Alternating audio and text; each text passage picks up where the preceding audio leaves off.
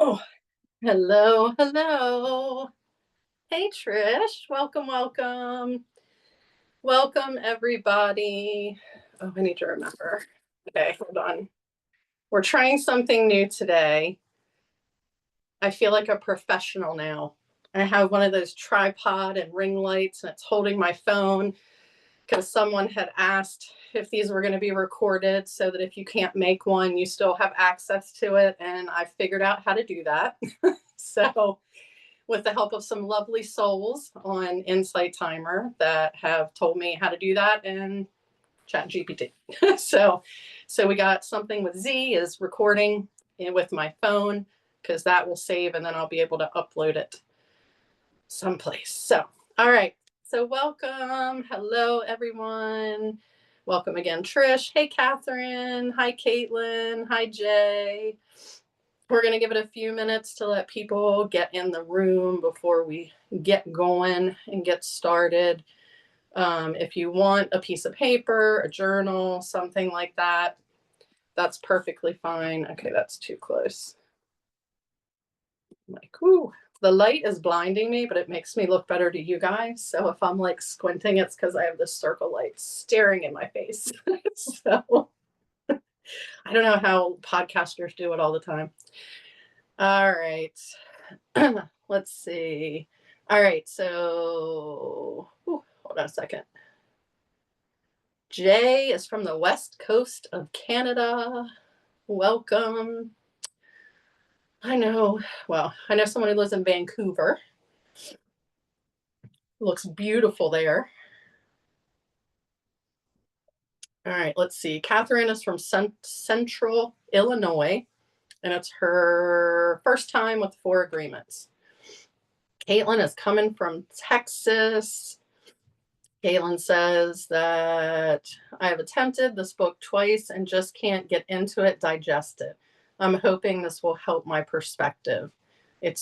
I so badly want to get the impact of this book. I think that, Caitlin, this is a great, I think it can be really good, right? Because when we're reading a book on our own, especially, these like self-help type books, sometimes wording can be tricky. Like I was reading something, actually it was in the DSM-5. So I'm a mental health therapist, and a client had come in this week and they had said, hey, I think I might have this diagnosis and we haven't really talked about that before. So I was like, well, easiest way is let me just get the DSM-5, let me read what it is, and we can kind of see if you have those things and if I've observed those things. And like one of the things I was reading, I'm the therapist and I'm like, what?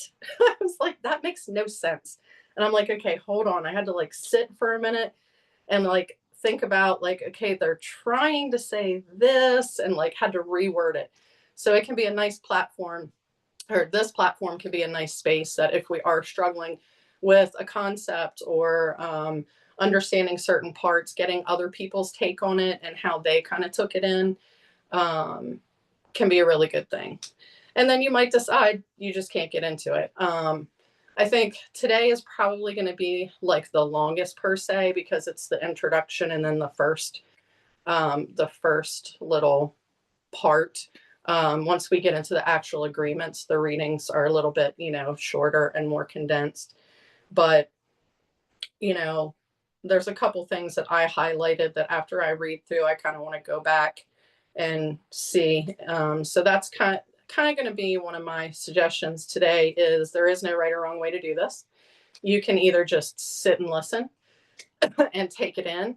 You can take notes if there are things that stick out to you that are said that you want to bring up and talk about more, or you personally want to reflect on more, or you have questions about. Because after I'm done with the reading, then we'll kind of open this up to a discussion, questions, whatever it is.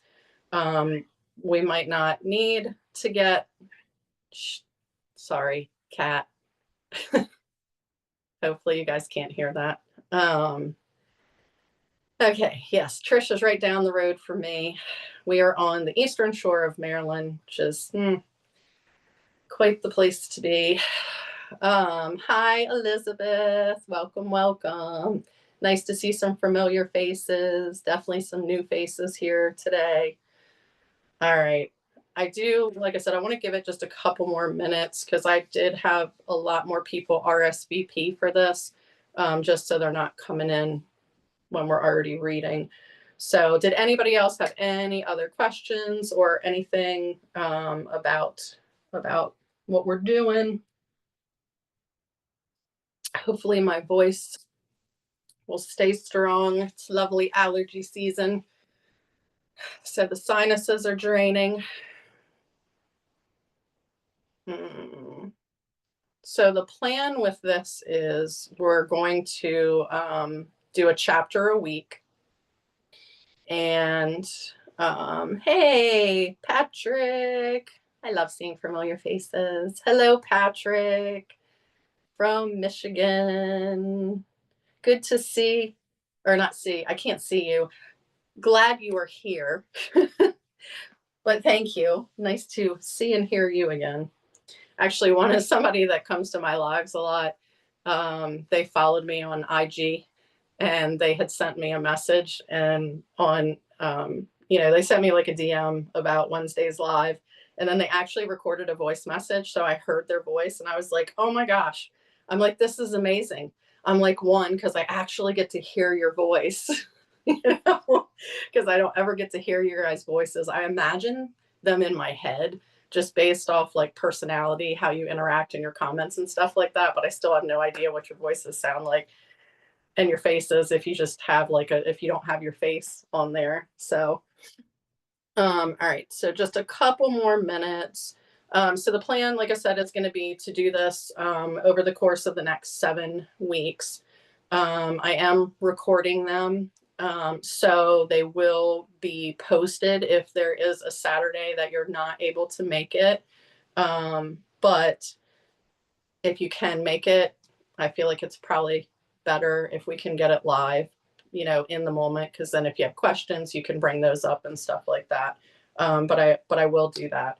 I'll have to see. I haven't done this before, so I don't know how it saves. So depending on how it saves is going to depend on where I put it. If it saves as a certain format, I should be able to upload it here on Insight Timer. It would just be audio only, so you could at least listen to it.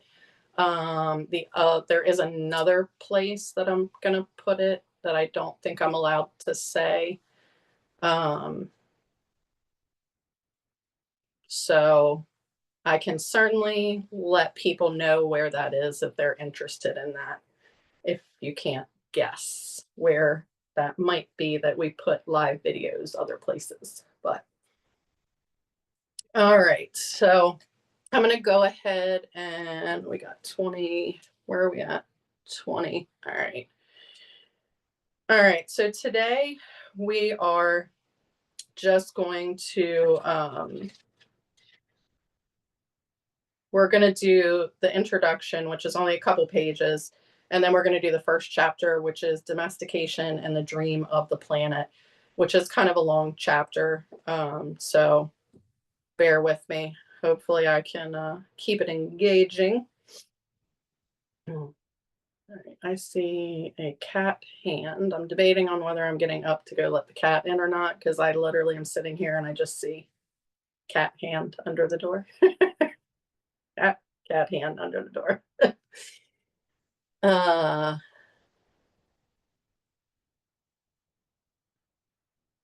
Awesome, Patrick.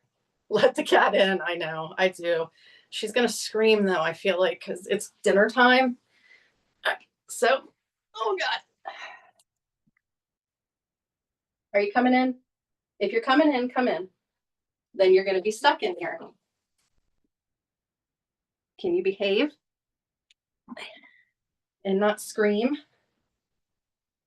Hi, love you. Okay, cat's in. Come here, Jen. Come here, babe. She's not gonna come because you all want her to come, because that's how cats operate. Jenny, come here. Jen, well, come here. Well, yes, ma'am. I know you're so mouthy. Come here. They want to meet you.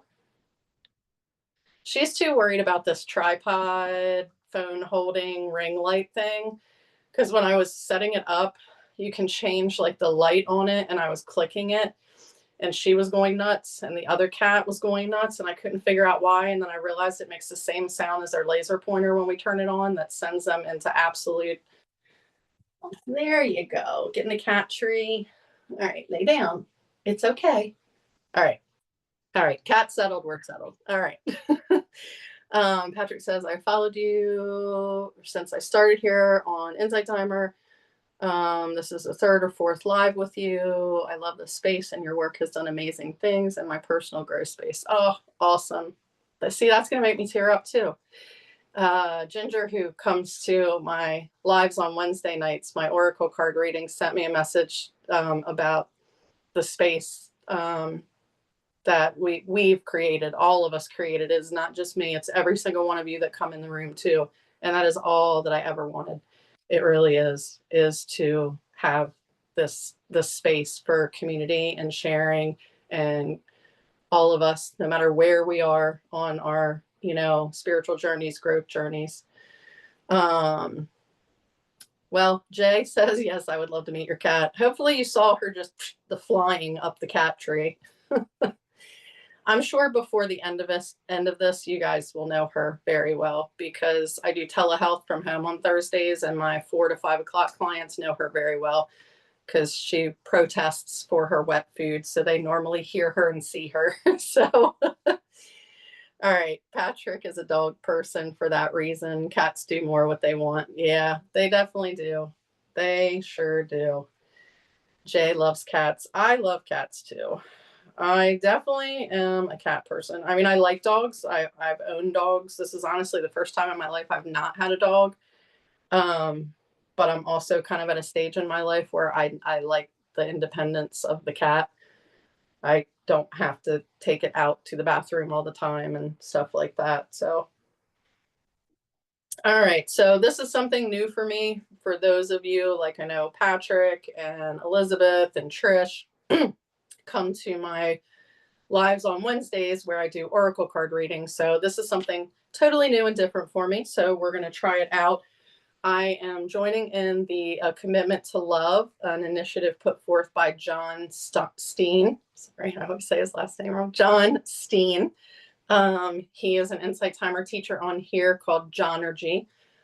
He is an amazing soul, and he is committed to all of us to what does love look like in our lives, and what does that mean? And, with everything going on in the world right now, he challenged us as teachers, to use our platforms.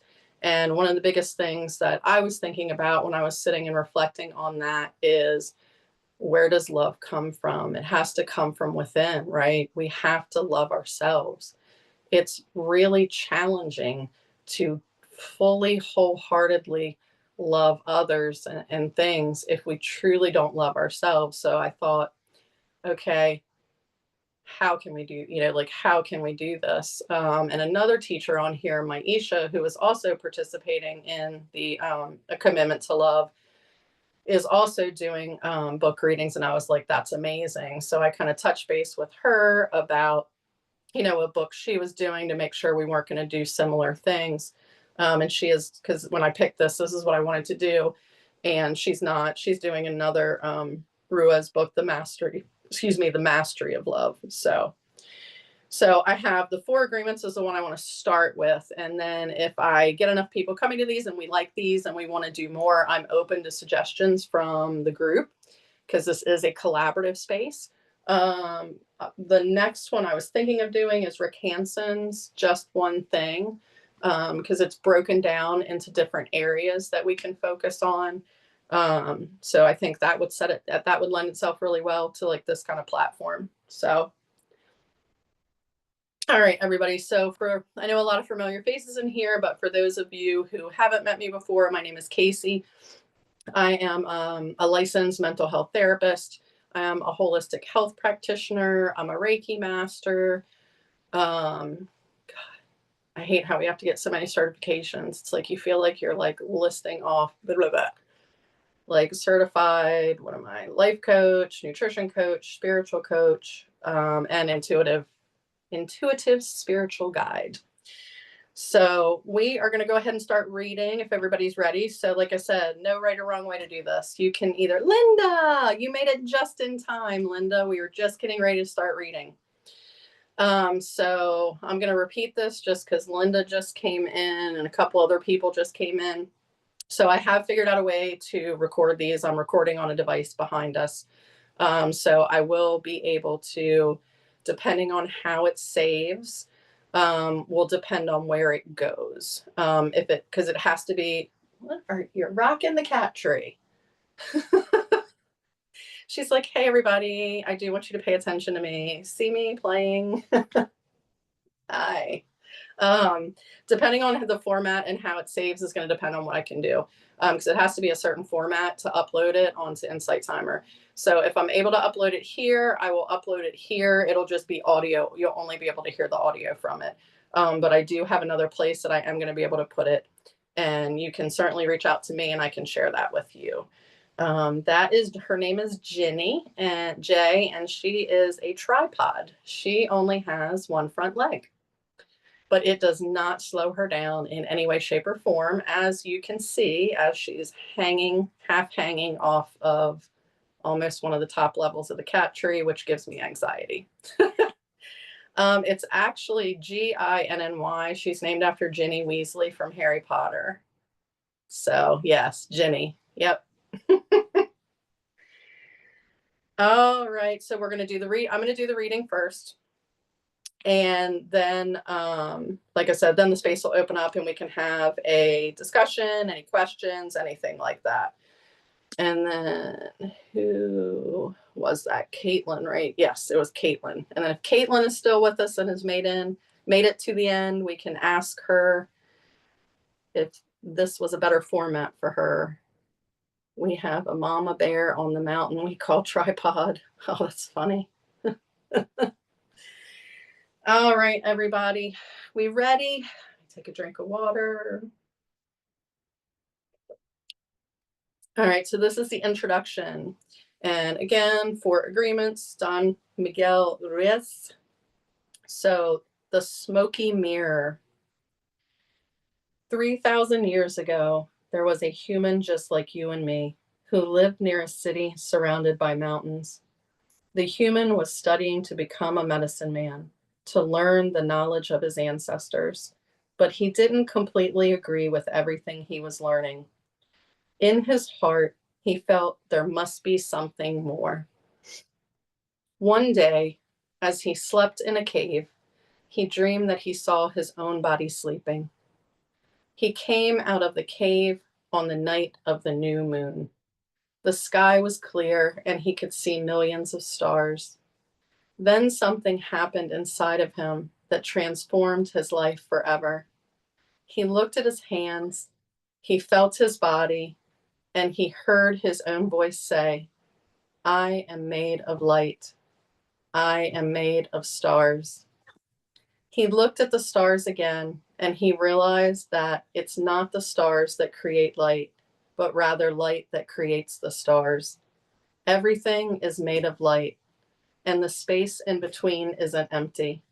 And he knew that everything that exists is one living beauty, and that light is the messenger of life because it is alive and contains all information. Then he realized that although he was made of stars, he was not those stars. I am in between the stars, he thought. So he called the stars the tonal, and the light between the stars the nagal. And he knew that what created the harmony and space between the two is life or intent. Without life, the tonal and the nagal could not exist. Life is the force of the absolute, the supreme, the creator who creates everything. This is what he discovered. Everything in existence is a manifestation of the one living being we call God. Everything is God, or whatever you call source. And he came to the conclusion that human perception is merely light perceiving light. He also saw that matter is a mirror. Everything is a mirror that reflects light and creates images of that light. And the world of illusion, the dream, is just like smoke, which doesn't allow us to see what we really are. The real us is pure love, pure light. This realization changed his life. Once he knew what he really was, he looked around at other humans and the rest of nature, and he was amazed at what he saw. He saw himself in everything, in every human, in every animal, in every tree, in the water, in the rain, in the clouds, in the earth. And he saw that life mixed with the tonal and nogal in different ways to create billions of manifestations of life. In those few moments, he comprehended everything. He was very excited, and his heart was filled with peace. He could hardly wait to tell his people what he had discovered, but there were no words to explain it. He tried to tell the others, but they could not understand. They could see that he had changed, that something beautiful was radiating from his eyes and his voice.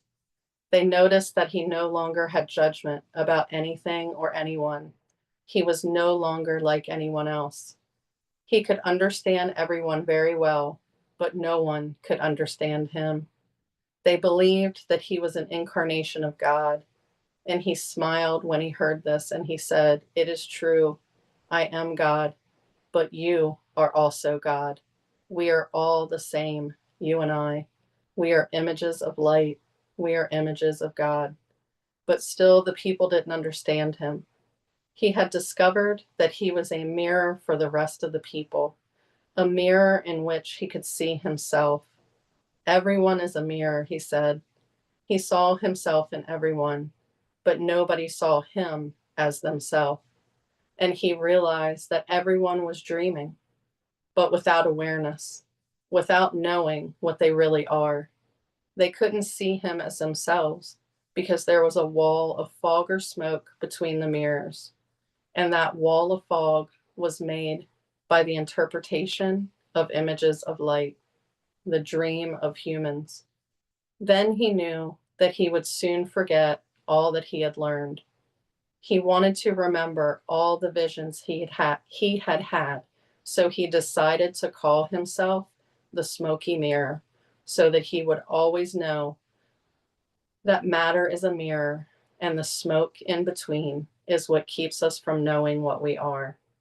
He said, "I am the smoky mirror because I am looking at myself in all of you, but we don't recognize each other because of the smoke in between us. The smoke is the dream, and the mirror is you, the dreamer." I'm going to pause there because that's a lot, right? Starts off real deep.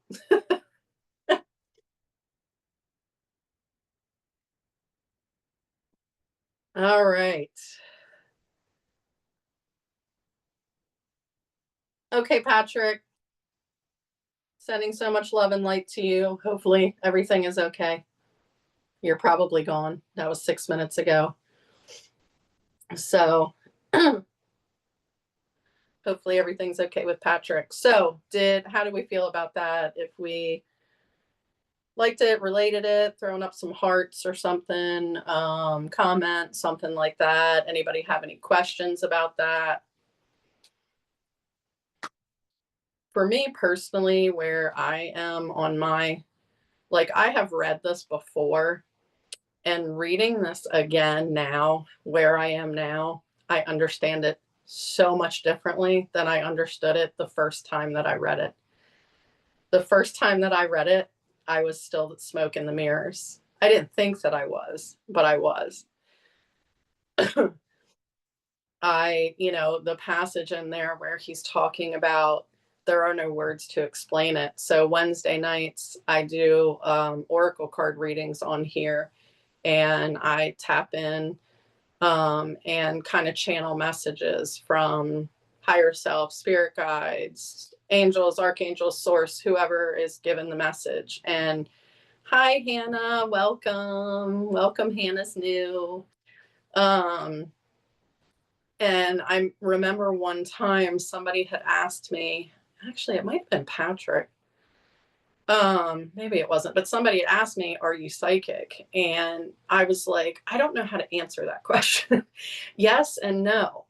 Um, because I don't have the words to explain it. I just know. And that's a really hard concept for people to wrap their brains around, right? Especially the human brain. We want to understand things, right? A plus B equals C. 1 plus 1 equals 2. A cause has an effect. We want an answer. We want an answer for things. And when it comes a lot of times to the spiritual side of us, and basically what he's just describing is you have to be willing to not have an answer sometimes and just know and just feel it, if that makes sense. I feel the same exact way now when I go outside and I look up at the stars. I feel like I feel home, because I am a being of light, right? Light walkers, right? So it can kind of be hard to understand it and hard to kind of explain it. So hopefully everybody got that part. Let me take another sip of water and then we will. Jay's nodding. Okay, I like nodding. I like nodding. This is your guys' space too. If you have questions or anything like that. I feel like it needs to be broken down to really get all of it. Yeah. I think Caitlin, did you make it through the whole book the first time, or did you get kind of stuck someplace and then just stopped?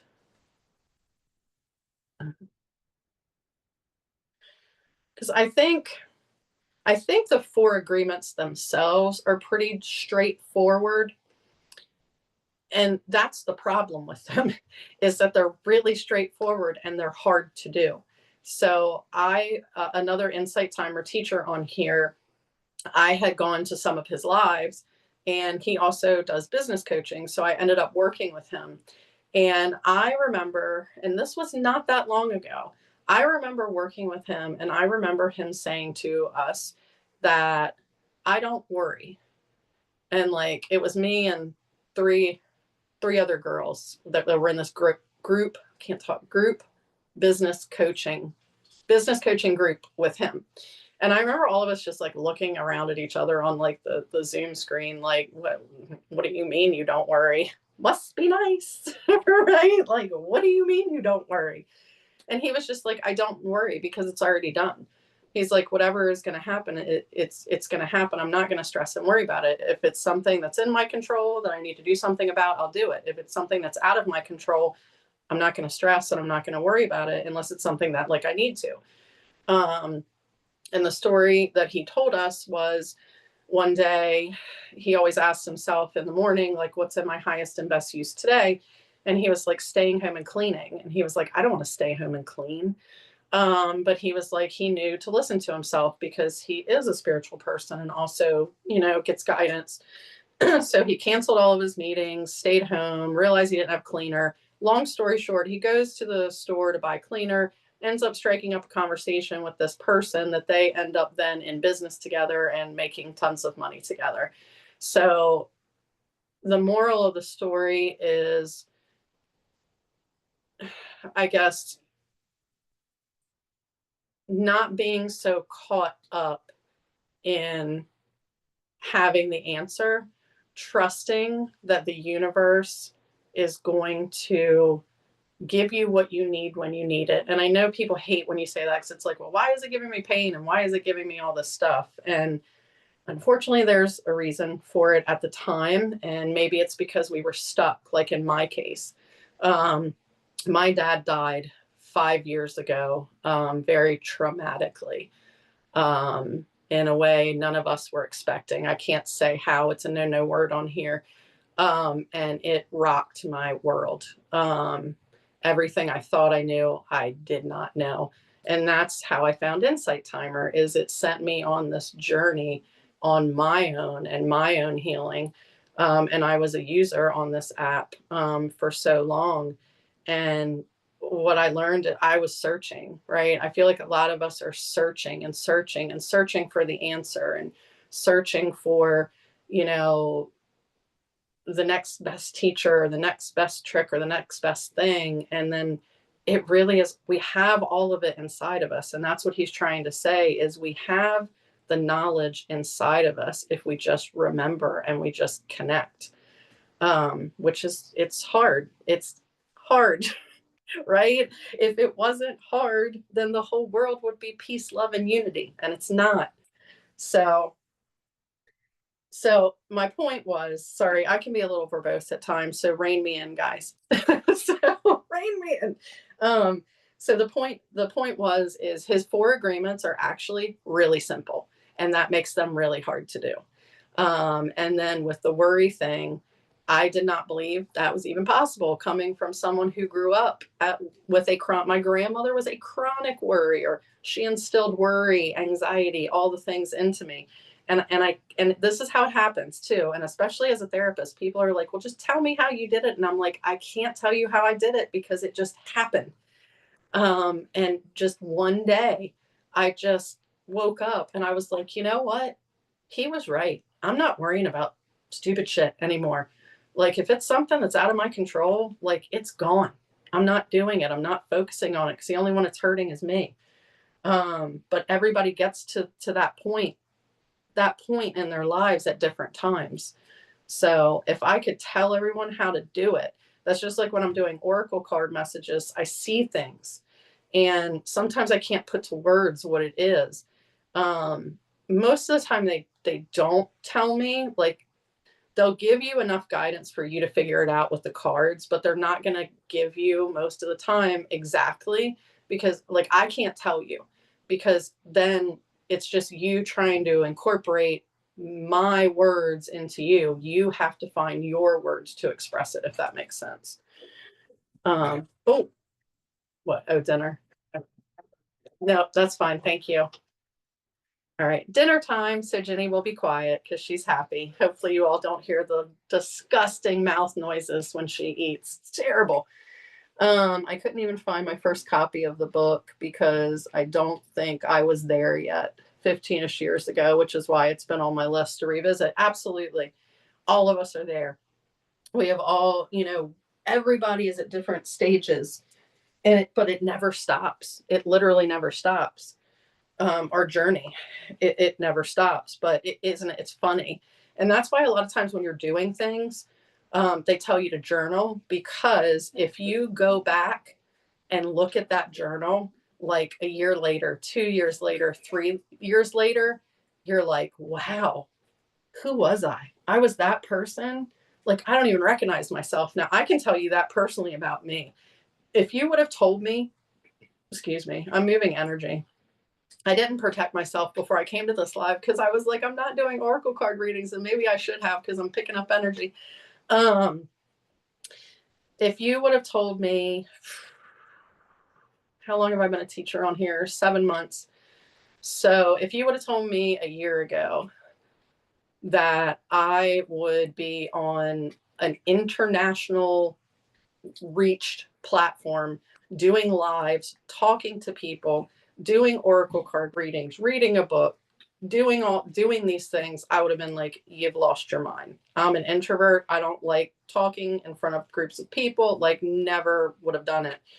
And like even since I've started been a teacher from 7 months ago to now, I'm not even the same person because I've also have continued on my journey.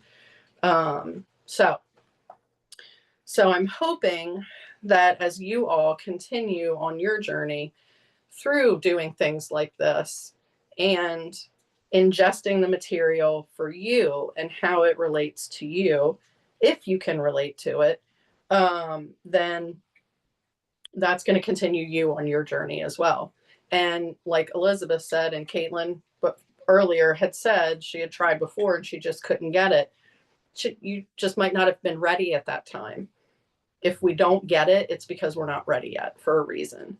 We need to do something, like something else needs to happen before we're truly ready to walk that walk, right? And be a living embodiment of love and of light and everything like that. All right, so I am going to now start with the actual first chapter. So like I said, this one's a little long. It's the longest one in the whole book. It's about 23 pages, so get comfortable. All right. All right, so this is domestication and the dream of the planet. So, what you are seeing and hearing right now is nothing but a dream. You are dreaming right now in this moment. You are dreaming with the brain awake. Dreaming is the main function of the mind, and the mind dreams 24 hours a day. It dreams when the brain is awake, and it also dreams when the brain is asleep. The difference is that when the brain is awake, there is a material frame that makes us perceive things in a linear way. When we go to sleep, we do not have that frame, and the dream has a tendency to change constantly. Humans are dreaming all the time. Before we were born, the humans before us created a big outside dream that we will call society's dream, or the dream of the planet. The dream of the planet is the collective dream of billions of smaller personal dreams, which together create a dream of a family, a dream of a community, a dream of a city, a dream of a country, and finally, a dream of the whole humanity. The dream of the planet includes all of society's rules, its beliefs, its laws, its religions, its different cultures and ways to be, its governments, schools, social events, holidays. We are born with the capacity to learn how to dream, and the humans who live before us teach us how to dream the way society dreams.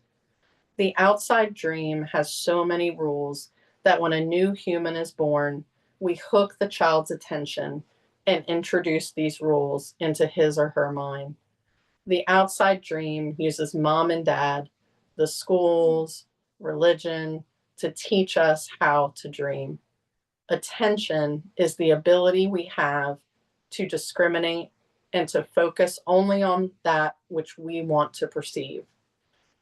We can perceive millions of things simultaneously, but using our attention, we can hold whatever we want to perceive in the foreground of our mind.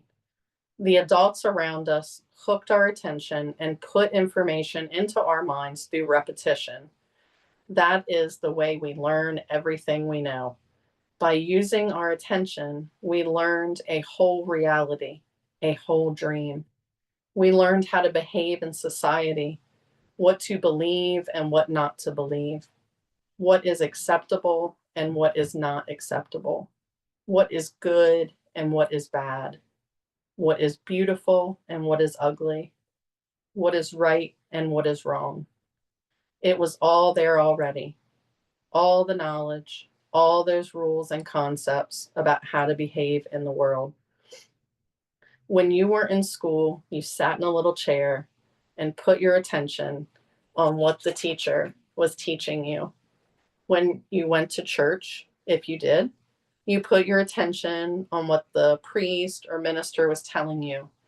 It is the same dynamic with mom, dad, brothers, and sisters. They were all trying to hook your attention. We also learn to hook the attention of other humans, and we develop a need for attention, which can become very competitive. Children compete for the attention of their parents, their teachers, their friends. Look at me. Look at what I'm doing. Hey, I'm here. The need for attention becomes very strong and continues into adulthood. The outside dream hooks our attention and teaches us what to believe, beginning with the language that we speak. Language is the code for understanding and communication between humans. Every letter, every word in each language is an agreement. We call this a page in a book. The word page is an agreement that we understand. Once we understand the code, our attention is hooked and the energy is transferred from one person to another. It was not your choice to speak English. You didn't choose your religion or your moral values. They were already there before you were born. We never had the opportunity to choose what to believe or what not to believe. We never chose even the smallest of these agreements. We didn't even choose our own name.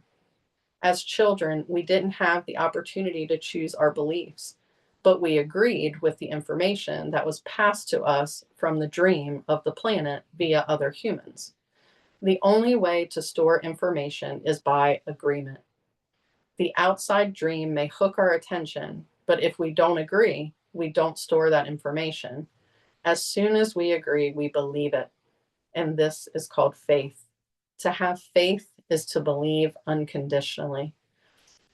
That's how we learn as children. Children believe everything adults say. We agree with them, and our faith is so strong that the belief system controls our whole dream of life. We didn't choose these beliefs, and we may have rebelled against them, but we were not strong enough to win the rebellion. The result is surrender to the beliefs with our agreement. I call this process the domestication of humans. And through this domestication, we learn how to live and how to dream. In human domestication, the information from the outside dream is conveyed to the inside dream, creating our whole belief system. First, the child is taught the name of things: mom, dad, milk, bottle. Day by day, at home, at school, at church, from the television, we are told how to live, what kind of behavior is acceptable. The outside dream teaches us how to be a human. We have a whole concept of what a woman is and what a man is. And we also learn to judge. We judge ourselves. We judge other people, judge the neighbors. Children are domesticated the same way that we domesticate a dog, a cat, or any other animal. In order to teach a dog, we punish the dog and we give it rewards. We train our children, whom we love so much, the same way that we train any domesticated animal, with a system of punishment and reward.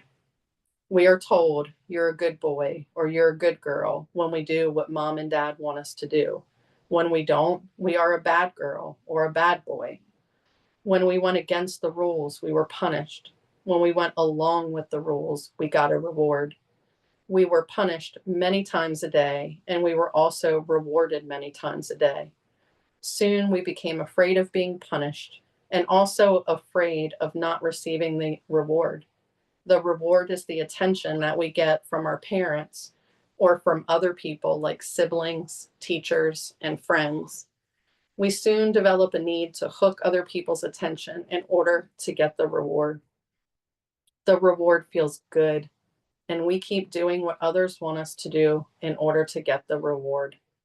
With that fear of being punished and that fear of not getting the reward, we start pretending to be what we are not, just to please others, just to be good enough for someone else. We try to please mom and dad. We try to please the teachers at school. We try to please the church. And so we start acting. We pretend to be what we are not because we are afraid of being rejected. The fear of being rejected becomes the fear of not being good enough. Eventually, we become someone that we are not. We become a copy of mama's beliefs, daddy's beliefs, society's beliefs, religion's beliefs. All our normal tendencies are lost in the process of domestication. And when we are old enough for our mind to understand, we learn the word no. The adults say, don't do this and don't do that. We rebel and say no. We rebel because we are defending our freedom. We want to be ourselves, but we are very little, and the adults are big and strong. After a certain time, we are afraid because we know that every time we do something wrong, we are going to be punished. The domestication is so strong that at a certain point in our life, we no longer need anyone to domesticate us. We don't need mom or dad, the school or church to domesticate us. We are so well trained that we are our own domesticator. We are an auto domesticated animal. We can now domesticate ourselves according to the same belief system we were given and using the same system of punishment and reward. We punish ourselves when we don't follow the rules according to our belief system. We reward ourselves when we are the good boy or the good girl. The belief system is like a book of law that rules our mind. Without question, whatever is in that book of law is our truth. We base all of our judgments according to the book of law, even if these judgments go against our own inner nature. Even moral laws like the Ten Commandments are programmed into our mind in the process of domestication. One by one, all these agreements go into the book of law, and these agreements rule our dream. There is something in our mind that judges everybody and everything, including the weather, the dog, the cat, everything. The inner judge uses what is in our book of law to judge everything we do and don't do, everything we think and don't think, and everything we feel and don't feel. Everything lives under the tyranny of this judge. Every time we do something that goes against the book of law, the judge says, guilty. We need to be punished. We should be ashamed. This happens many times a day, day after day, for all the years of our lives.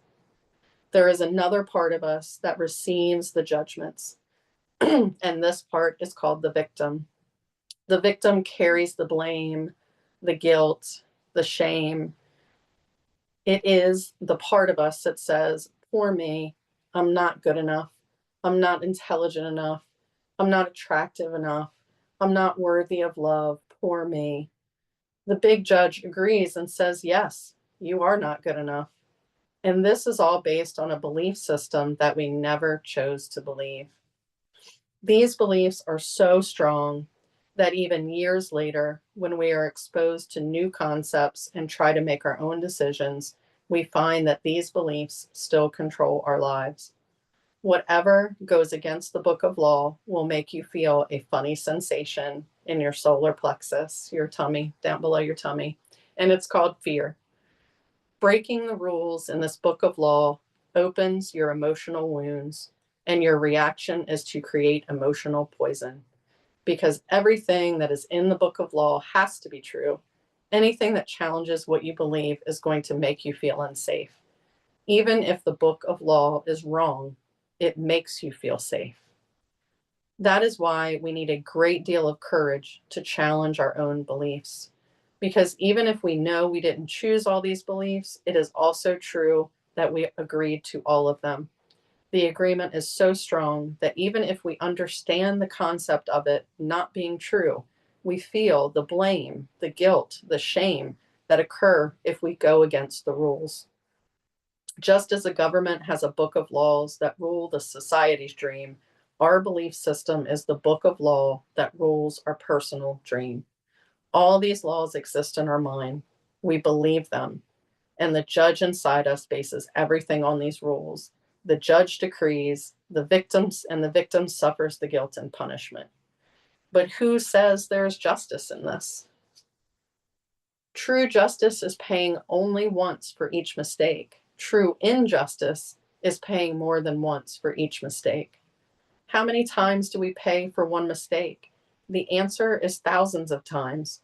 The human is the only animal on earth that pays 1,000 times for the same mistake. The rest of the animals pay once for every mistake they make. Not us. We have a powerful memory. We make a mistake, we judge ourselves, we find ourselves guilty, and we punish ourselves. If justice exists, then that was enough. We don't need to do it again. But every time we remember, we judge ourselves again. We are guilty again, and we punish ourselves again and again and again. If we have a wife or husband, he or she also reminds us of the mistake, so we can judge ourselves again, punish ourselves again, and find ourselves guilty again. Is that fair? How many times do we make our spouse, our children, or our parents pay for the same mistake? Every time we remember the mistake, we blame them again and send them all the emotional poison we feel at the injustice. And then we make them pay again for the same mistake. Is that justice? The judge in the mind is wrong because the belief system, the book of law, is wrong. The whole dream is based on false law. 95% of the beliefs we have stored in our minds are nothing but lies, and we suffer because we believe all these lies. In the dream of the planet, it is normal for humans to suffer, to live in fear, and to create emotional dramas. The outside dream is not a pleasant dream. It is a dream of violence, a dream of fear, a dream of war, a dream of injustice. The personal dream of humans will vary, but globally, it is mostly a nightmare. If we look at human society, we see a place so difficult to live in because it is ruled by fear. Throughout the world, we see human suffering, anger, revenge, addiction, violence, and tremendous injustice. It may exist at different levels in different countries around the world, but fear is controlling the outside dream. If we compare the dream of human society with the description of hell that religions all around the world have promulgated, we find they are exactly the same. Religions say that hell is a place of punishment, a place of fear, pain, and suffering, a place where the fire burns you. Fire is generated by emotions that come from fear. Whenever we feel the emotions of anger, jealousy, envy, or hate, we experience a fire burning within us. We are living in a dream of hell. If you consider hell as a state of mind, then hell is all around us. Others may warn us that if we don't do what they say we should do, we will go to hell. Bad news, we're already in hell, including the people who tell us that. No human can condemn another to hell because we are already there. Others can put us into a deeper hell, true, but only if we allow this to happen. Every human has his or her own personal dream, and just like the society dream, it is often ruled by fear. We learn to dream hell in our own life, in our personal dream. The same fears manifest in different ways for each person, of course, but we experience anger, jealousy, hate, envy, and other negative emotions. Our personal dream can also become an ongoing nightmare where we suffer and live in a state of fear. But we don't need to dream a nightmare. It is possible to enjoy a pleasant dream. All of humanity is searching for truth, for justice, and for beauty. We are all an eternal search for the truth because we only believe in the lies we have stored in our mind. We are searching for justice because in the belief system we have, there is no justice. We search for beauty because it doesn't matter how beautiful a person is, we don't believe that person has beauty. We keep searching and searching when everything is already within us. There is no truth to find. Wherever we turn our heads, all we see is truth. But with the agreements and beliefs we have stored in our mind, we have no eyes for this truth. We don't see the truth because we are blind. What blinds us are all those false beliefs we have in our mind. We have the need to be right and to make others wrong. We trust what we believe, and our beliefs set us up for suffering. It is as if we live in the middle of a fog that doesn't let us see any further than our own nose. We live in a fog that is not even real. The fog is a dream. Your personal dream of life, what you believe, all the concepts you have about what you are, all the agreements you have made with others, with yourself, and even with God. Your whole mind is a fog, which the Toltecs called a matote. Your mind is a dream where 1,000 people talk at the same time and nobody understands each other. This is the condition of the human mind, a big matote. And with that big matote, you cannot see what you really are. In India, they call the matote Maya, which means illusion. It is the personality's notion of I am. Everything you believe about yourself and the world, all the concepts and programming you have in your mind are all the matote. We cannot see who we truly are. We cannot see that we are not free. This is why humans resist life. To be alive is the biggest fear humans have. Death is not the biggest fear we have. Our biggest fear is taking the risk to be alive. The risk to be alive and express what we really are. Just being ourselves is the biggest fear of humans.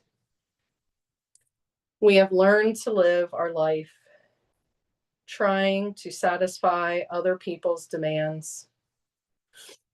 We have learned to live by other people's points of view because of the fear of not being accepted and of not being good enough for someone. During during the process of domestication, we form an image of what perfection is in order to try and be good enough. We create an image of how we should be in order to be accepted by everybody. We especially try to please the ones who love us, like mom and dad, brothers and sisters, the priest and the teacher. Trying to be good enough for them, we create an image of perfection, but we don't fit this image. We create this image, but this image is not real. We are never going to be perfect from this point of view. Never. Not being perfect, we reject ourselves. And the level of self rejection depends upon how effective the adults were in breaking our integrity. After domestication, it is no longer about being good enough for anybody else. We are not good enough for ourselves because we don't fit with our own image of perfection. We cannot forgive ourselves for not being what we wish to be, or rather, what we believe we should be. We cannot forgive ourselves for not being perfect. We know we are not what we believe we are supposed to be, and so we feel false, frustrated, and dishonest. We try to hide ourselves, and we pretend to be what we are not. The result is that we feel unauthentic and wear social masks to keep others from noticing this. We are so afraid that somebody else will notice that we are not what we pretend to be. We judge others accordingly to our own image of perfection as well, and naturally they fall short of our expectations.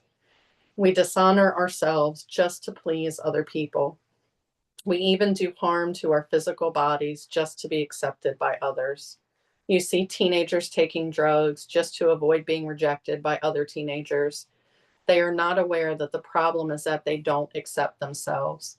They reject themselves because they are not what they pretend to be. They wish to be a certain way, but they are not. And for this, they carry shame and guilt. Humans punish themselves endlessly for not being what they believe they should be. They become very self-abusive and they use other people to abuse them as well. But nobody abuses us more than we abuse ourselves. And it is the judge, the victim, and the belief system that make us do this. True, we find people who say their husband or wife or mother or father abuse them, but you know that we abuse ourselves much more than that. The way we judge ourselves is the worst judge that ever existed. If we make a mistake in front of people, we try to deny the mistake and cover it up. But as soon as we are alone, the judge becomes so strong the guilt's so strong, and we feel so stupid or so bad or so unworthy. In your whole life, nobody has ever abused you more than you have abused yourself. And the limit of your self abuse is exactly the limit that you will tolerate from someone else. If someone abuses you a little more than you abuse yourself, you will probably walk away from that person. As a trauma therapist, struggling with this, but but if someone abuses you a little less than you abuse yourself, you will probably stay in the relationship and tolerate it endlessly. If you abuse yourself very badly, you can even tolerate someone who does terrible things to you. Why? Because in your belief system, why? Because in your belief system, and you say, I deserve it. This person is doing me a favor by being with me, or I'm not worthy of love and respect, or I'm not good enough. We have the need to be accepted and to be loved by others, but we cannot accept and love ourselves. The more self love we have, the less we will experience self abuse. That comes from self rejection, and self rejection comes from having an image of what it means to be perfect and never measuring up to that ideal. Our image of perfection is the reason we reject ourselves. It is why we don't accept ourselves the way we are, and why we don't accept others the way they are. Prelude to a dream. There are thousands of agreements you have made with yourself, with other people, with your dream of life, with God, with society, with your parents, your spouse, and your children.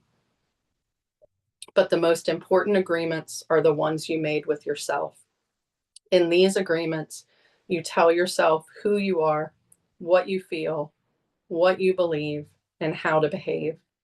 The result is what you call your personality. In these agreements, you say, this is what I am. This is what I believe. I can do certain things and some things I cannot do. This is reality. This is fantasy. This is possible. This is impossible. One single agreement is not such a problem, but we have many agreements that make us suffer, that will make us fail in life. If you want to live a life of joy and fulfillment, you have to find the courage to break those agreements that are fear-based and claim your personal power. The agreements that come from fear require us to expend a lot of energy, but the agreements that come from love help us to conserve energy and even gain extra energy. Each of us is born with a certain amount of personal power that we rebuild every day after we rest. Unfortunately, we spend all our personal power first to create all these agreements and then to keep these agreements. Our personal power is dissipated by all the agreements we have created, and the result is that we feel powerless. We have just enough power to survive each day because most of it is used to keep the agreements that trap us in the dream of the planet. How can we change the entire dream of our life when we have no power to change even the smallest agreement? If we can see it is our agreements which rule our life, we don't like the dream of our life, we need to change the agreements. When we are finally ready to change our agreements, there are 4 very powerful agreements that will help us break those agreements that come from fear and deplete our energy. Each time you break an agreement, all the power you used to create it returns to you. If you adopt these 4 new agreements, they will create enough personal power for you to change the entire system of your old agreements. You'll need a very strong will in order to adopt the 4 agreements. But if you can begin to live your life with these agreements, the transformation in your life will be amazing. You will see the drama of hell disappear right before your very eyes. Instead of living in a dream of hell, you will be creating a new dream, your personal dream of heaven.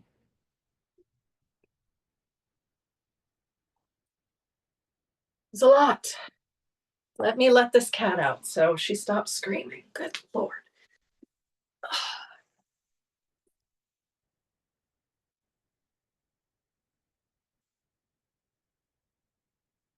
Okay. Sorry about that. All right. How are we doing? That was a lot, right? I can see why, it can lose people. I can see why it can lose people, and I can see why it can take a minute to ingest it. Samasta. Thanks for the reading. I started the book, but have not finished yet. What chapter are you on? Oh, Linda, thank you. Thank you for answering for me, Linda. I thought I saw a comment, but I was like, I can't get out of I was in my groove. I was in my groove reading. So Catherine says, yes, I'm going to have to get this book. I'm loving it. Yeah. And this is just the beginning. Just the beginning. Anybody have any questions? Anything they wanted to clarify? Oh, wow. We got 96 people here now. Or each chapter. Yes. So today, today we did the introduction in the first chapter.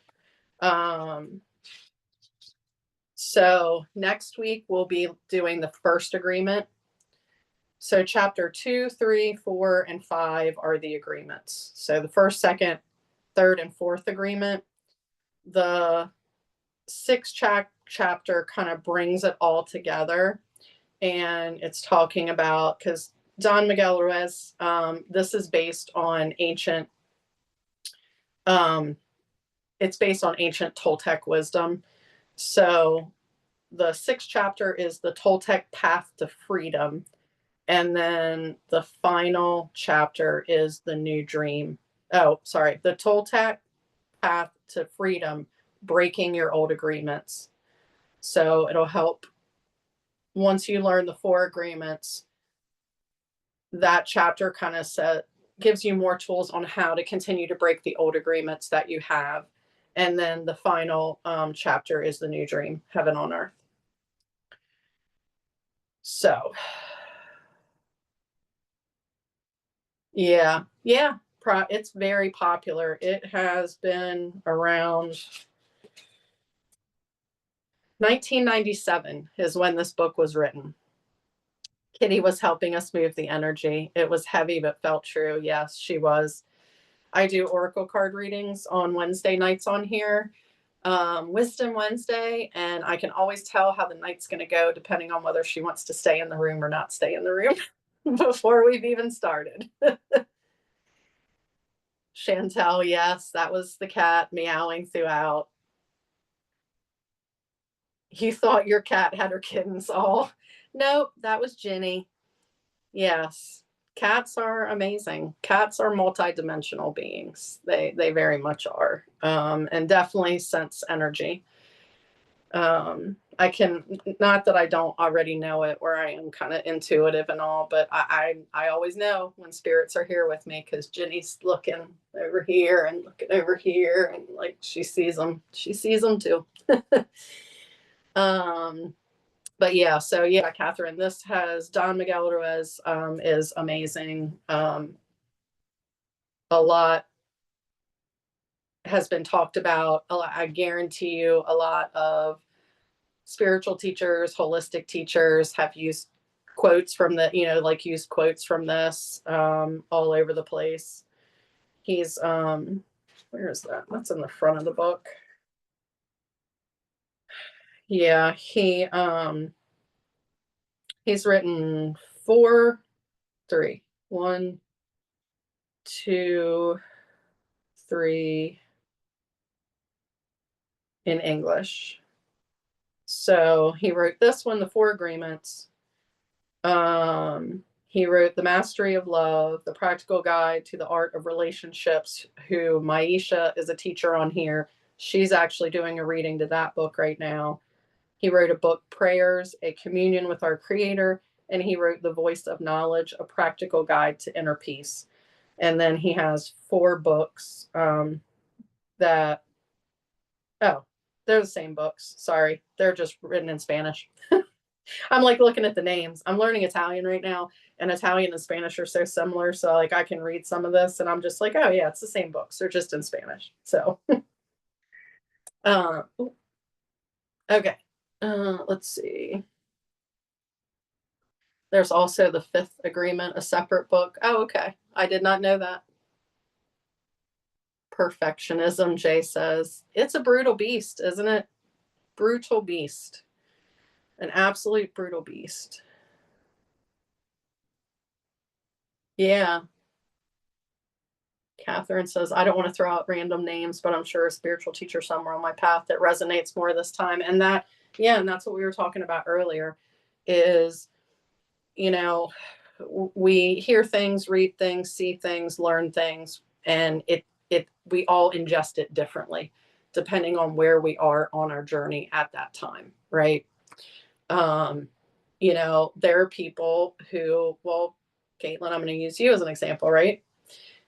Caitlin had said in the beginning, like, I've tried to read this. I've tried to get into it. And I can't, I couldn't get into it. I couldn't get into it. And that's okay. Right. It's not right or wrong. It's okay. You couldn't get into it at that time. So, it's very curious if the experience was different, this time, because it kind of depends on where we are. If we're still kind of stuck in that fear based place, but we don't know that we're stuck in that fear based place, you're going to think what I just read was total nonsense, right? You're going to be like, that's absolutely crazy. That makes no sense to me whatsoever because we're stuck in our agreements, right? We're stuck in this fear based place. And I'm not saying we might not even be aware of it that we are. Um, Hearing it and reading along, did like it better. Okay, awesome. Yay. That means you're in the place then, that you're ready for it, right? That's what that means. Jay says, I absolutely love the intro. I was drawing tons of parallels to the mythology of my own spiritual tradition. There you go. Yeah. Caitlin says, my husband listened into and we're discussing. Yeah, absolutely. There's Trish loved it. Awesome. Oh, Ginger. I see Ginger's face down there. Oh, Solomon. I see Solomon's face. Yay, my bubbles are moving today. My bubbles weren't moving Wednesday night, so I could only see the same like 6, 7 faces at the bottom. Now my bubbles are moving, so I can see all the lovely people here today. But yeah, it is. It's some heavy stuff, right? It starts off with a punch, right? And you're either gonna, if you're ready for it, you're gonna be like, okay, I kind of get it or I don't get it, but I'm curious. I'm willing to learn. I'm willing to listen. I'm willing to think about that. How does that make me feel? I can tell you that a lot of times, being a mental health therapist, a lot of times when people come into therapy, they're either stuck in the past or they're worried about the future or they can't get out of their own way because they're still stuck in the agreements. And there's a joke in the therapy world. I'm not sure if outside of the therapy world people say this, but it's like you go to therapy to learn how to blame your parents for everything, and unlearn everything that your parents have taught you. And it's not because your parents have done anything wrong, right? But it's this concept that he's talking about is when we're growing up, we learn by what's around us. We learn by the environment that's around us. We learn the beliefs of the people around us. And it doesn't mean that we agree with them. We very well might not agree with them. But a lot of times we don't do anything about it. And, this place where I am now, I realized how ingrained some stuff still is in me that not that I didn't know, because I know I've always been different. I never felt like I fit in. I never felt like I belonged. I never felt like I fit in with my family.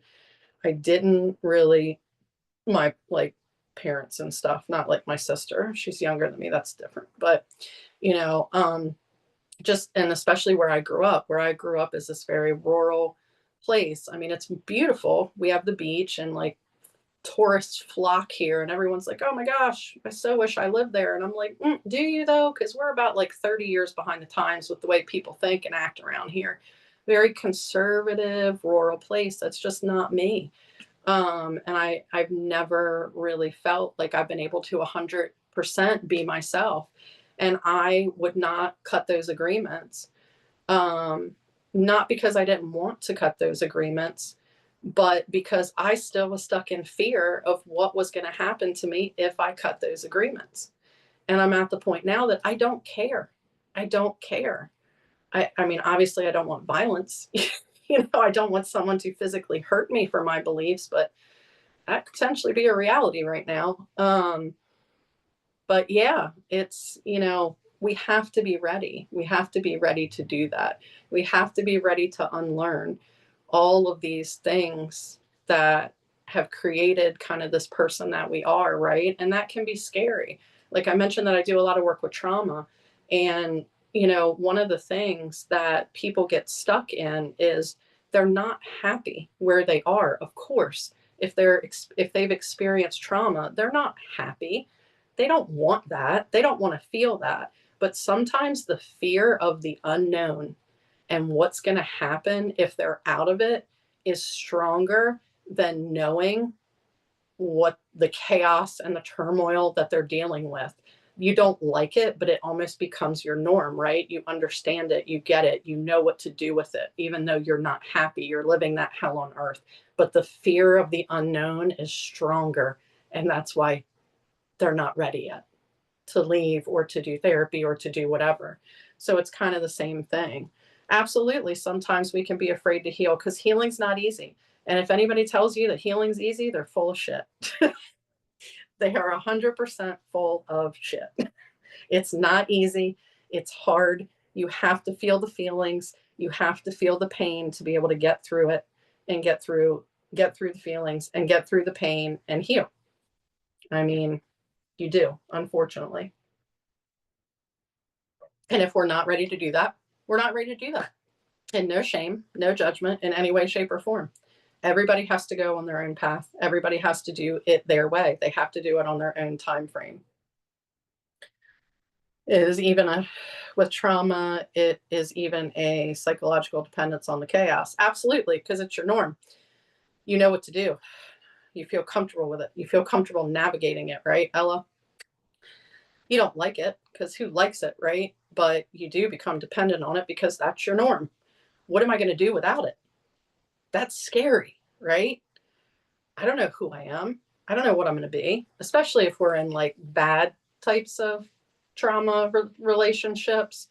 Most of the time you have been so gaslit and manipulated into believing you are the problem and you do deserve it, that we do take that hit, right? We are in that fear-based place where we do believe that. We do believe we're not lovable. We do believe we're not worthy.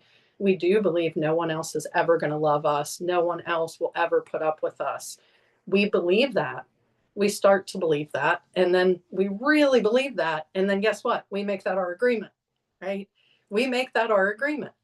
So we're judging ourselves. It's one thing. I would change many, many things if I could. But the one thing, and I just said this to a client the other day, the one thing that could change if I could and take away would be the survivor's guilt and shame of people who've experienced trauma, because everybody does it. I don't think I've met one person who does not have guilt and shame for something that was not their fault in any way, shape, or form. And it just breaks my heart to see it. It absolutely breaks my heart to see it. Oh, you mean physiology as like a neurochemical dependence? Okay, yeah.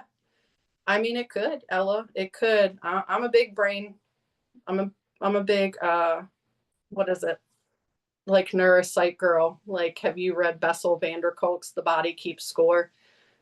He does. It's a really heady book, and it took a lot for me to get through it. However, he's brilliant, and he has basically spent his career researching trauma. He used to run the JRI Institute up in Boston until stupid politicky BS got him out. But that is literally what he spent his career doing. Yeah. And he explains what happens in the brain. Like, he did research after research. He used functional MRI studies, and he has a brilliant way of describing exactly what happens in our brain with our neurotransmitters, with these pathways. And it's like it's pathways are pathways. It doesn't matter, right? We have pleasure pathways and pain pathways and fear pathways and all these, and those do get changed. It's just like when you talk about someone who might be addicted to something, it's changing their pleasure pathway, right? So if they want to come off of that, we have to find a way to kind of rewire that neural pathway in their brain for pleasure, because it's been used to, getting whatever, insert whatever it is, but it can be done. It's just like with our thoughts. We can rewire those neural pathways in our brain. We can. Yeah, Ella said, yep, and loved it. Yeah, it's good. It's somebody who studied under him is the main way that I normally treat trauma. Deirdre Fay is her book, and her book is called Becoming Safely Embodied. And it literally takes the work of like that. Yes, it takes the work of Bessel, Porgs. I forget how to actually pronounce that properly. It takes a little bit of mindfulness, meditation, self-compassion. It takes a little bit of cognitive behavioral therapy. It takes a little bit of somatic therapy. It takes a little bit of internal family systems. And the way it's like taking the best parts of each of these treatment modalities, but it's also really important the order that they go in and the way that she has kind of done this. It's brilliant. I love it. And most of the clients that I have used it with have might not have liked it at first, but in the end, really saw significant healing with it for sure. So they were able to break a lot of trauma and pain, but they were also able to break a lot of these agreements that we're talking about, these agreements that they aren't worthy, these agreements that they deserve to be treated this way, right? The judge in our mind. Yep, that's it. Yep, you spelled it correct. Becoming Safely Embodied. Yep. Like coming out in the last 20 years. Yeah. Things are constantly changing. Things are, and the nice thing about Becoming Safely Embodied is it's actually written for you all. It's not written for a therapist. So it's written in, not that people can't understand therapist language, because it's not really that complicated. It's pretty much same language, but it's written to you. It's written to the person. And having done it, my advice to people is I think it's a brilliant tool and I think it can be really good. But I think even if you're going to read it on your own, please have a therapist, especially for the parts work section, because that one's really a doozy.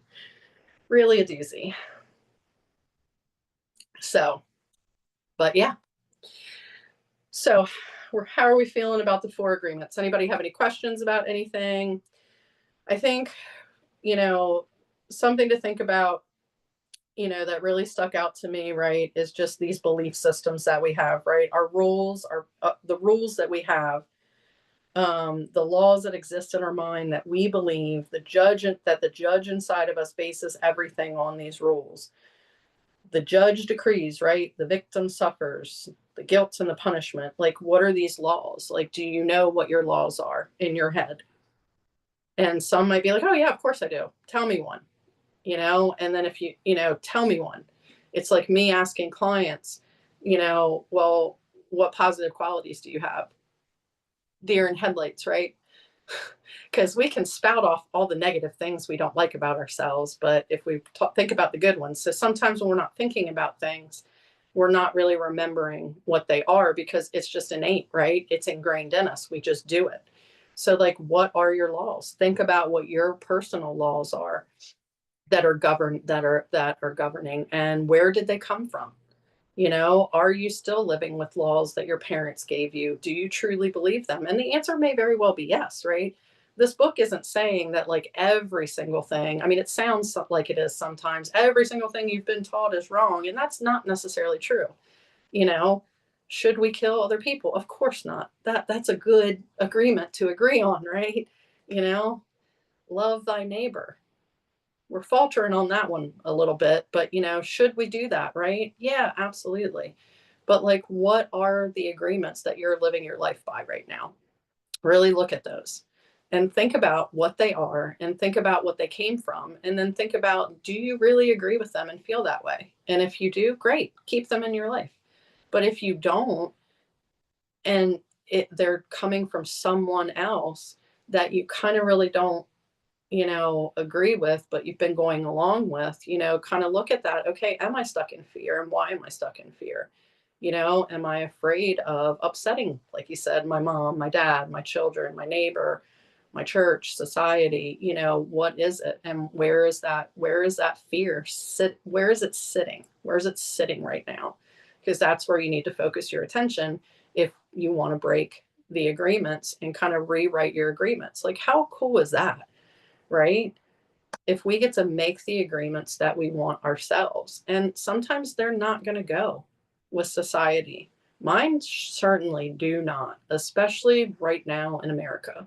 I am against the grain in a lot of things right now. And I don't care. I'm going to live my life the way that I'm going to live my life.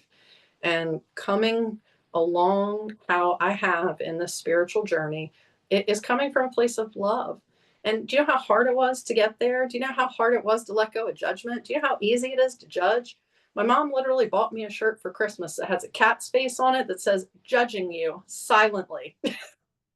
You know? And I was like, "Mom, but I don't really do that anymore." But I used to. Oh my God, I used to so bad.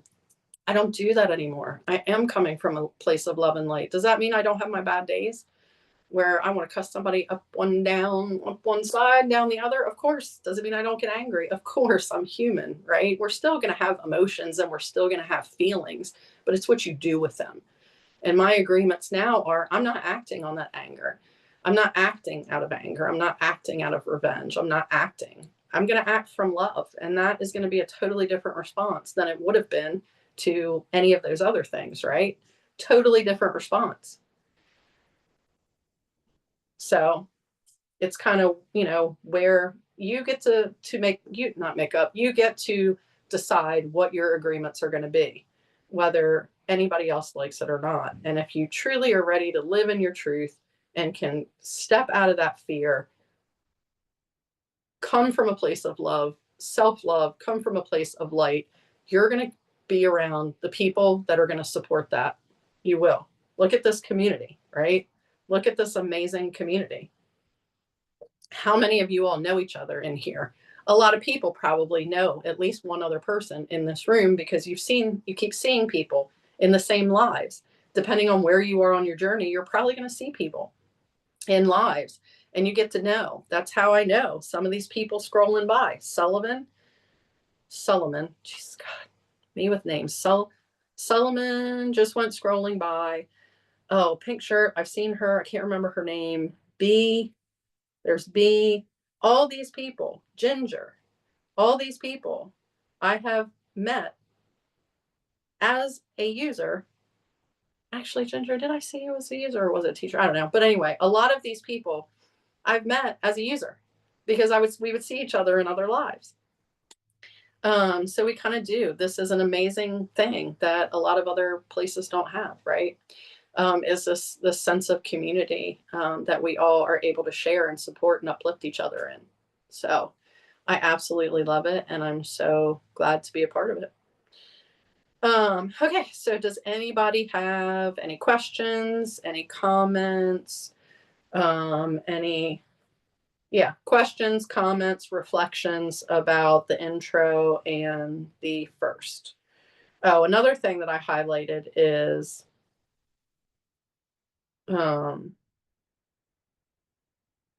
the risk to be alive and express what we really are. Just being ourself is the biggest fear of humans. And boy, is that true, right? Boy, can that be true. There was something else that I had highlighted. All right. Oh, yeah, that. So that I think I want to highlight this one too. Um, so I'm going to read this real quick again because I think this one is really important too. Because I think we forget this, right? Especially with certain things that are going on. Pam says, yes, it provokes vulnerability. Absolutely. And that's where we have to be. That's why we don't do, that's why we don't want to do it, right? Love requires vulnerability. And if we're stuck in a fear-based place, we're not going to open up and be vulnerable, right? We have to be vulnerable. Um, Discerning, right? Because I'm not saying when I lead with love that I let people treat me however they want to. In no way, shape, or form do I let that happen. I am very clear about needs and boundaries. And I'm also very clear about who I surround myself with, the type of energy and the type of people that I surround myself with. Because I am coming from a place of vulnerability and I am coming from a place of love. I do not have tolerance for people who are not coming from that place. You can be on your journey and not fully there yet. But if you have zero awareness, you have no place. You have no place in my energy field. I have no place for you. And that might sound harsh, but it's the way that it is because I'm being vulnerable. I'm coming from a place of love. I'm not going to set myself up to be hurt by someone who has zero awareness of themselves and of their agreements and the way that that's impacting the world. All right. So I just want to touch on this one again, because I think that this one is important too. All of humanity is searching for truth, justice, and beauty. We are on an eternal search for the truth because we only believe in the lies we have stored in our mind. We are searching for justice because in the belief system we have, there is no justice. We search for beauty because it doesn't matter how beautiful a person is, we don't believe that person has beauty. We keep searching and searching when everything is already within us. There is no truth to find. Wherever we turn our heads, all we see is the truth. But with the agreements and beliefs we have stored in our mind, we have no eyes for this truth. And that is, I literally cannot have said that better myself. And I get why people don't understand it because sometimes it still blows my mind that it really is that simple. But I'm going to use an example again from like doing the Oracle card readings on Wednesday nights. Angel numbers come up a lot and things like that. And people will say to me, well, what are my signs? How do I know? And I'm like, if you're paying attention, you're going to know. And they're like, well, what do you mean by that? And it's hard to explain, but it's all around us. The answers are literally all around us all the time, but most of the time we're not paying attention. We're not in the present moment, right? You're driving and you don't even remember how you drove home, because we're in here or we're thinking about the things we have to do or the plans or a problem or work or kids or responsibilities or duties and all the things that we're not in the present moment that we didn't realize that it was 333 three times. Well, it wouldn't be three times, but it could be twice. 3-3. If you have a long commute, you could see 3-3 twice. And that's like, hey, that's the ascended masters telling you, hey, we're here with you. A cardinal can represent a spirit. There's so many different signs and so many different messages that they try to give us, but most of the time we're not paying attention. And mindfulness, don't need to take a 6-week certification course on it. I can make it real simple for you. It literally is just being in the present moment. That's all mindfulness is, being in the present moment and being aware. So let's see. Pam says, when the world teaches we are imperfect, especially within commercialism, that we have something missing. We missed the perfection in our imperfections. 100%. Like I was having this conversation with a woman the other day, and I was like, look at the expectations that society has for a woman and what a woman should be. And same thing with men. You can do that for men. Men, they have expectations of what a man is supposed to be. They definitely have expectations of what a woman is supposed to be, what her body's supposed to look like. And you're right, we have this commercialization, right? Oh, you need this to be happy, right? You need a Snickers, right? It's going to fix your mood. That's literally their whole platform, right? If the person is angry and grumpy, here, you need a Snickers. it's going to make you all better and your mood's instantly going to change and you're not going to be mean and you're not going to be angry anymore. You eat the Snickers. That is not true. You might be satisfied if you eat a Snickers and you like them, but it doesn't change your personality. But these are these subtle marketing things, right? And it's funny because my undergraduate degree is in anthropology, which, if you don't know which that is, which I am finding a lot of people don't through conversation, it is the study of culture. It's the study of people and it's the study of culture. And one of the big research techniques we use is participant observation. So we actually immerse ourselves in the communities that we are studying and trying to learn about. Oh God, here's my ADHD brain just losing. The train just went off the track. Hold on. Let's see if it's going to come back. I'm so sorry, guys. It was a really good point, too. I promise. I promise it was. Yes. Our subjectivity and our downfall. Yeah. I don't know. I don't know where that was going, but yes, Pam, it is. It's oh, that's where I was going with it. So when I graduated college, I was getting all these job offers from like companies wanting me to come in and do user research because of my degree and knowing how to study people, they wanted me to come and work for their companies because they wanted me to tell them how to basically manipulate people because I understand people. They could give me a group and I could participant observe and do all these things, what they like about the products, what they don't like, what would make it better, how to make it more marketable to a certain demographic if they're looking for this demographic. And I was like, no way do I want to do that. Absolutely not. I'm not participating in more commercial capitalism crap. No, I'm not doing it. But basically, yeah, that is what they're doing. Everything we see on TV is an ad selling us something, either food, clothing, a trip, something that's going to make us feel better, right? So, yeah, there are more psychologists that work in sales than in psychology. I would believe it. I really would. I would believe it because that's the people that they want.